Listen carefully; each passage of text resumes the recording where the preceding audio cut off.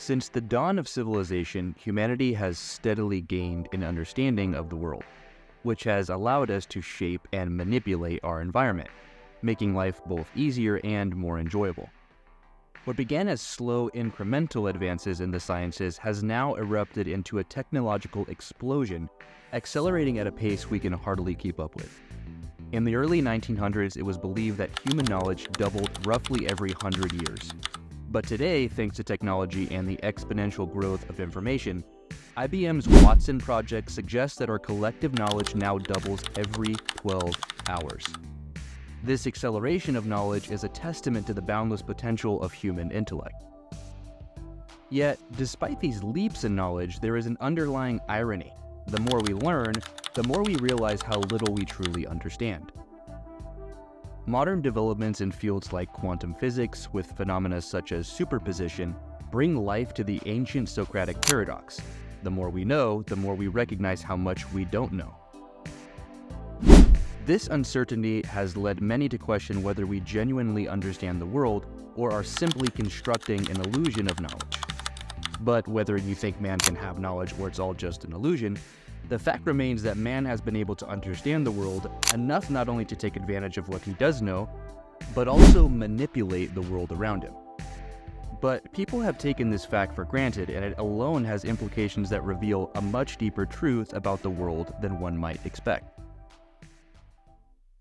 Man mainly has been able to understand the world through mathematics. Because mathematics has been so useful in man's attempt to understand the world, there's been a hot debate about whether math is actually intrinsic to the order of the world or just a useful tool man has devised to take the world's physical happenings and represent them in a language of sorts to better understand it. The later opinion, however, begs a question about language itself. When I use the word apple to communicate what an apple is, the letters A, P, P, L, E are not the same thing as an actual existing apple, but are instead a code, so to speak, that makes sure you and I have the same concept in our head so that we can communicate. That concept is an apple. Strangely enough, I don't have to actually sense an apple to convey the concept of what an apple is. This conceptual process is what allows math to be so useful. Thanks to math, I don't have to experience something to accurately represent its physical qualities and activities. For example, renowned mathematician and physicist Wolfgang Smith is responsible for figuring out how a spaceship could re-enter the Earth's atmosphere without burning up. Smith was not an astronaut, and Smith had never personally attempted to re-enter the Earth's atmosphere, nor did he witness someone try to do it. That said, how then was Smith able to come up with the physics to do it? Well, because he used mathematics, the language of theoretical physics. But if math is just a mere description of physical experiences, how then could Smith demonstrate such a knowledge of things he had never experienced firsthand, to a point that he could describe what would happen and predict it prior to it actually happening? Just like the conceptual example of the apple, math represents not just the actual material of the physical world, but the conceptual realities of the immaterial forces that govern it. It's through the knowledge of the immaterial which allows us to predict the material. While some might say the material is responsible for the quantifiable data that enables our knowledge, and I would agree with this, it is because the physical is what acts as a medium through which the immaterial order of our physical laws are communicated. And it's for this reason we can use our knowledge of these laws to manipulate the world. Now, this sounds all fine and well, but what if it actually happens to be the other way around? What if the mathematical principles used to understand our world are derived from the physical happenings of the universe itself? For example, if we can observe that this thing goes this fast when it's struck with this amount of force, we can give and take some variables, observe and repeat, then begin to have a functional knowledge of velocity. Such a level of knowledge that we can predict velocity accurately without having an observable event. This gives a pretty decent explanation for the belief that things happen, we create a language to describe those things happening, and we can combine our knowledge of prior things that have happened with our mathematical construct and therefore predict things. Bang. Math is a construct. But this also begs the question, how is our mathematical knowledge of the world so reliable and precise? If math is a construct of a flawed and limited mind, why does it work so well and with such precision for a universe that pre-existed the human mind itself? Well, that's because our capacity for math and knowledge as a whole is the result of an evolutionary process. Our ability to understand the world helps us survive. As humankind becomes older and older, our knowledge becomes more and more complex, allowing us to navigate our world more efficiently. This is the answer many materialists would give, but it just doesn't make sense. And if it were the case, it would completely annihilate any prospect of finding truth and thus having science at all. If our mental capacity for knowledge was a physical process of evolution, then it would reduce it to an input-output system, a mere physical reaction, meaning that you couldn't know if your conclusion was valid because it wouldn't be up to you. It would be up to the physical inputs that caused you to get a specific output, reducing science to sheer physics. Even if you were to say, no, that's not how it works, evolution provided us with a functional operating system, not a mere mechanical input-output system of knowledge. If that's true, we still can't really rely on that system, because evolution is not directed towards truth, but towards survivability, as all other evolutionary advantages are. As long as beliefs aid survival, regardless of fact, they are what pushes the evolutionary machine forward. Yet, oddly enough, the mind of a materialist would say that the truth of things is that everything is a physical process. There is no meaning and there is no God. Yet, statistically, what does this belief system beget? Depression and suicide. Who is more likely to take their own life? The one who believes the world is full of meaning and that they have a purpose, or the one who believes everything is meaningless and their life is just reduced to chemical reactions, that they are mere cogs in the machine of the universe? If one belief makes a person believe that they are worth something and therefore they flourish, and the other one believes that they are worth nothing and therefore they are depressed and take their own life. This doesn't sound to me like this evolutionary advantage is really having much advantage at all, if in fact the truth is that there is nothing which has meaning in the world. Clearly, the evolutionary explanation for our knowledge is insufficient. If our cognitive abilities were solely geared towards survival rather than truth, we wouldn't expect the extraordinary precision of our understanding, especially in the fields like mathematics and logic, which extend far beyond mere survival needs. In fact, our ability to grasp abstract concepts and universal laws points to something deeper, that math and logic are not just survival tools, but reflections of a deeper intrinsic order in the universe. As we've explored before, the number 2 is different from the mathematical concept of 2. Just as the word apple is different from the conceptual existence of an apple. At its core, math functions within a logical axiom, meaning math is the symbol and logic is the concept. So math would be the letters A, P, P, L, E, and we know symbols such as letters and numbers are indeed man-made constructs. Yet what math represents is much, much different. Math represents the intrinsic operating system of our entire universe, which is logic. Logic is the functional relationship between things, both physical and non-physical. Here's an example. When we budget money, logic bridges the gap between the material and the immaterial. You might have $2,000 of income each month, a real tangible thing you can hold or see in your bank account. But budgeting, deciding how much to allocate to rent, food, entertainment, and savings, is entirely immaterial. It's a logical, abstract process that ensures your physical money doesn't run out.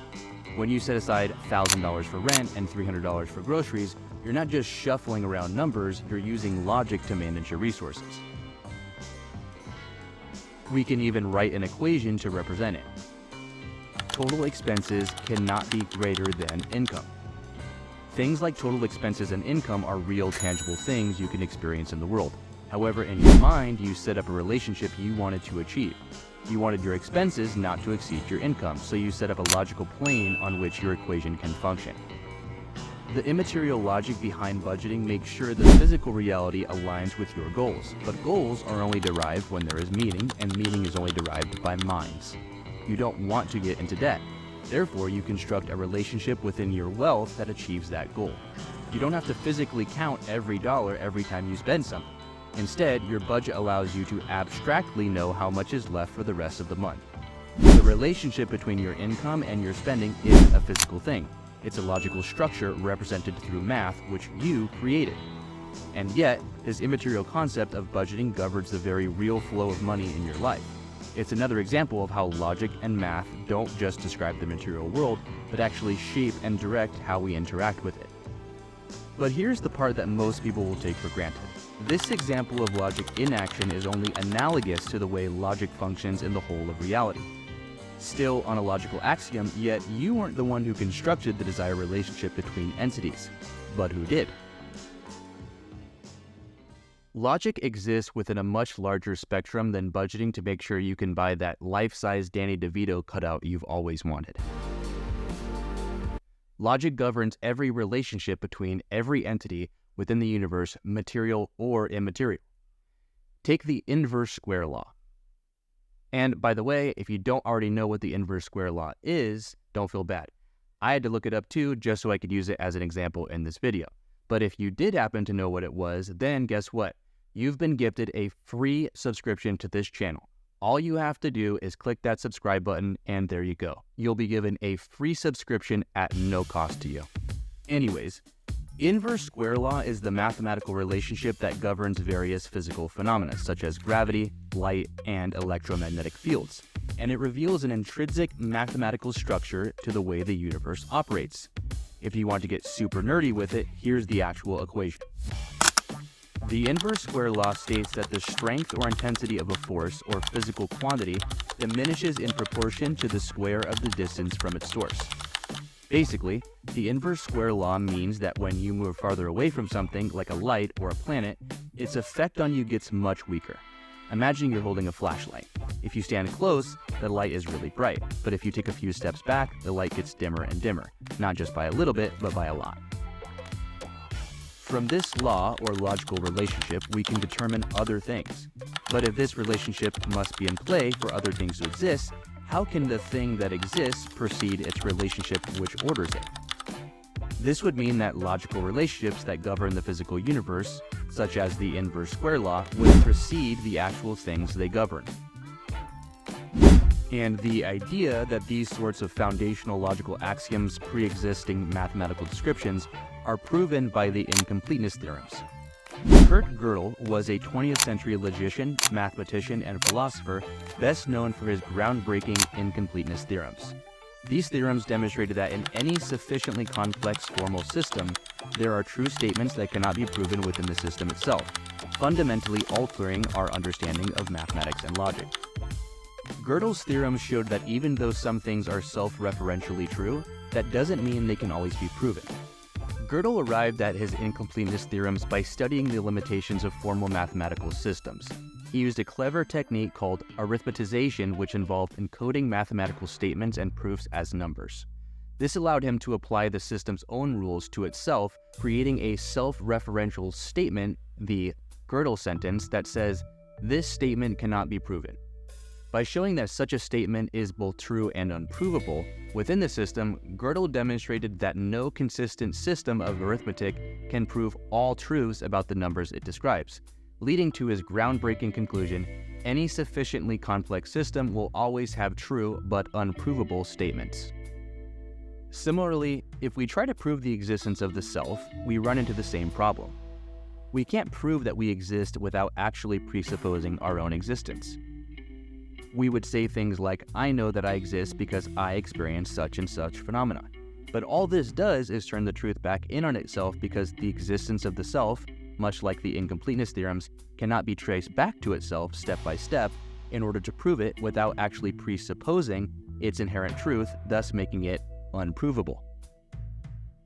Since mathematical proofs are demonstrations of how we can trace our way back to the truth behind a mathematical statement, the fact that some things are self-referentially true without a series of steps to prove their truth shows that the logical truths within the axiom that math describes are truly independent of our formal ways of describing things, such as math. So this begs the question: if these foundational truths are constant, orderly, and coherent, what holds them in place? We might say, well, yeah, when we try to mimic the logical relationships in the world to use for ourselves, such as the budgeting example, they exist in the mind, but the logical relationships in the universe, such as the gravitational relationships, just are. We can't explain them, and that's why they're axioms. They just exist. Fair enough. We don't have to actually understand where logic comes from to be able to use it. And for that reason, some people stop there and carry on without any extra thought. Yet, if this stance is the one takes, what is the difference between me saying, well, God exists because God exists? I have use for the concept of God, so therefore I don't need to prove him. My concept of God identifies him as the pre-existent source of being. We have being, so therefore we have God. We can see this doesn't do any justice to the inquiry of knowledge and leaves a lot to be had intellectually. But for some reason, the same conclusion, logical axioms just are, is sufficient science for the party of pure science. This doesn't add up because beliefs require justification. Now, one could say, as Richard Dawkins would, that these logical axioms and the perceived order of the world are only an illusion emerging from a primordial chaos that erupts into a more and more complex system. The reason we have order is because order is just what works. So let's say that out of 1 trillion chemical reactions, one which was just the right kind that would do such a thing might take place, and this sparks life. And there you have it. We have order emerging from chaos. But why is it that that particular chemical reaction was the right one?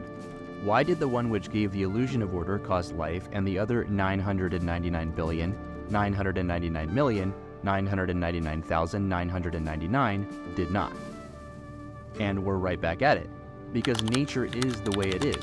Because order works because order works. Here, the materialist becomes just as circular as a theist might initially seem. Yet the difference is that theism is a closed system and materialism is not.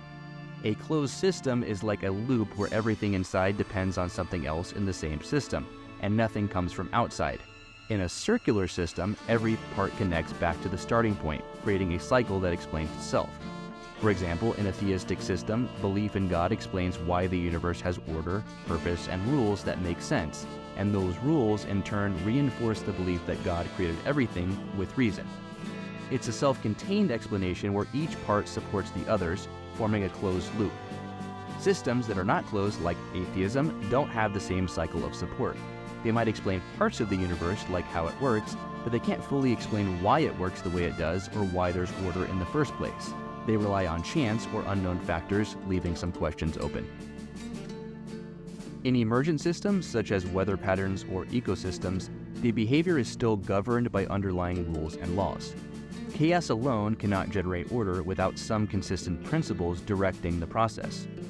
In other words, the complexity we see does not simply arise out of random possibilities, but instead relies on the foundational laws of physics, mathematics, and logic that guide how things interact with each other. This suggests that the order we observe in the universe isn't an illusion or a byproduct of chaos, but rather reflects a deeper structure or framework that enables complexity to develop in a consistent, predictable way, emerging from a mind that wills it that way. In the end, it becomes clear that the order we observe in the universe is far from being a mere illusion or an accidental byproduct of chaos. The remarkable precision of the natural laws, the reliability of mathematical relationships, and the consistency of logical structures point to something far deeper. These underlying principles, whether governing the fall of an apple or the orbits of the planets, are not the result of a random chance or survival mechanisms developed from evolution. Rather, they reveal a universe that operates on a foundation of intrinsic order. This order speaks to something far beyond what material explanations alone can provide. The very fact that we can use abstract mathematics and logic to accurately describe and predict the workings of the physical world indicates that these principles pre-exist our descriptions. They are not constructs of our minds, but reflections of a deeper reality that holds the universe together, and suppose this order is not the result of chaotic processes. In that case, it suggests a design, one that is consistent, intentional, and purposeful. In much the same way that a budget represents a logical relationship to balance finances, the universe's laws reflect a balance and harmony that cannot be easily dismissed as being derived from random chance. What remains undeniable is that the universe's precise and consistent order cannot be the product of random chance. The intricate balance of the laws, constants, and logical relationships all point to one clear conclusion, and that is that the universe results from an intelligent designer. I hope this video made you think of some perspectives that you hadn't thought of before, or maybe answered some questions that you hadn't had answers to before.